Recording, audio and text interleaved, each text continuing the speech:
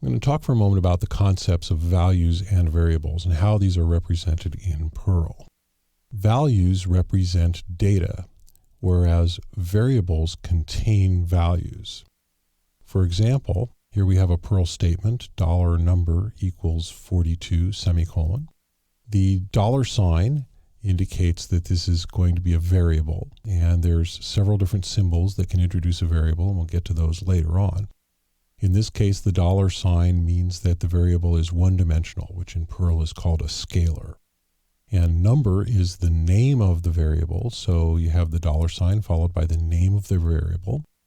And the equals sign is the assignment operator, so we're assigning a value to the variable. The value is 42, which is an integer number, and the semicolon, of course, terminates the statement. So here we have a Perl statement that assigns the value 42 to the variable $number. Perl provides several types of values.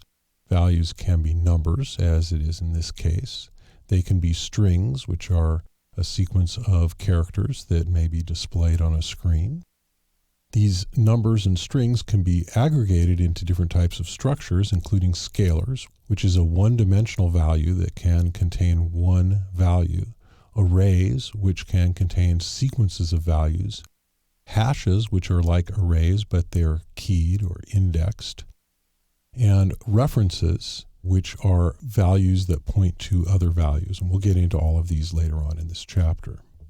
It's important to note at this point that Perl uses context to determine type. Perl is not a strongly typed language.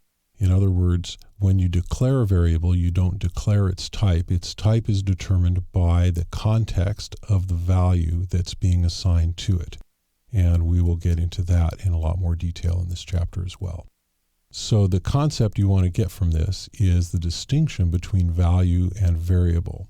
A value is the data itself, and the variable is the container that contains the value.